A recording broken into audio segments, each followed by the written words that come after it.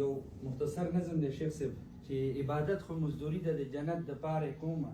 د دوزخ نه زه ویرېږم یم ما ورګزار نه کړي زه د حورو د خاطره دلته نه ګورم تا ته زه د حورو د خاطره دلته نه ګورم تا ته ویم ګناه ده دا ګناه ده بل طرف ته شم حیرانه ده د انسان غوښې خوړل شي د شرابو په نشه کې ورته ډمه په ګډا وي په اخر کې جنتي شي زه په یو دوه کې حیران شم نو دې ته تقدیر وایي یو شیبه سر په زنګون شم بیا مې دا سوچ په زړګي شي زه یم چپ ښاغلی کلینه که ملا درنه خبر شو نو په هغه دم کافي بیا په کاڼو به سنګسار شي هسې نه چېرته به دار شي ستا واړه واړه بچي دي ګورې مړه به شي د لوږې بیا واده ستا شي رایاده چې د لوږې نه څوک نه مري بیا د ځان سره په جنګ شم قلندر شم ملنګ شم یو صحرا په لورې لاړ شم د یو غره لمن کې کښېنم سر کړم ښکته په ګریوان کې تخیل کې لاړ شم بره ویمه دا کوم امتحان دی دا په څه کې شوم راګیره زه په چغو په جړا شم دې کې یو کس را نږدې کړم د سینې سره یې جوخ کړم ته خبرې چې دا څوک و دا مې پیر و دا مرشد و دا مې پیر و دا مختصر نظر وجي مجيب صاحب وایي مجنون چې په یو توره شان لیلا مینېدو نو دا خو حقیقت کې په الله مینېدو مجنون چې په یو توره شان لیلا مینېدو نو دا خو حقیقت کې په الله مینېدو معشوق چې په طایف کې په سرو وینو لمبېدو عاشق به نو بیا څنګه په بل چا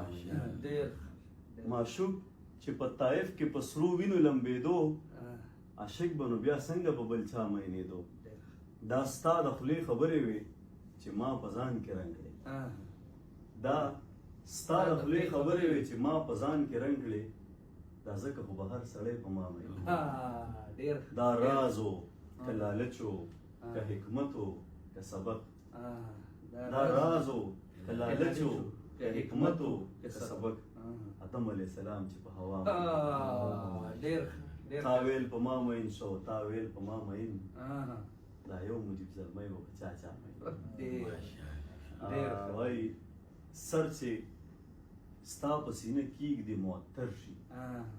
سر چې ستا په سینه کیږدي معطر شي د مودو سپیره د څنګ کې بختور شي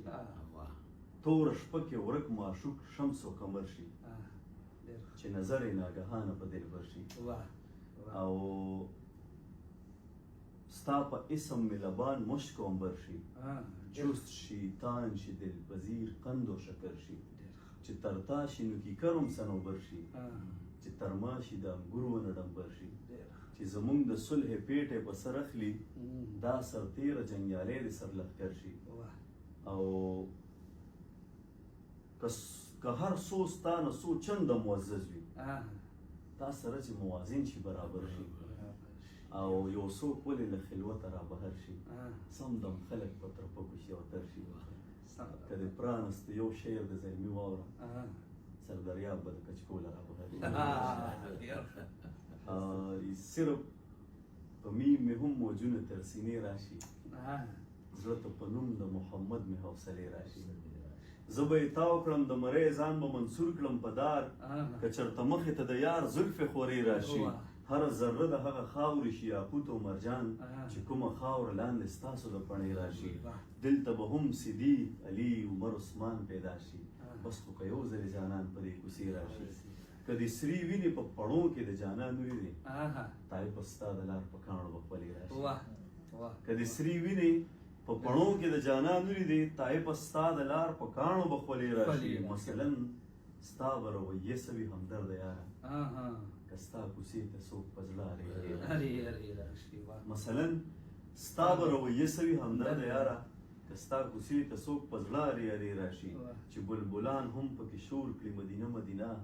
زما تر کلي دا د کوم ګلاب مې راشي بمبی د خپل معشوق له ورشي د مینو لښکر دیدن نه پس د بیا په لوري د کعبې راشي چې تقسیمیږي د کوثر جام او جانان ووایي زلمي ته ووایي چې ما ته دې نستې راشي ډېر ډېر ماشاءالله ماشاءالله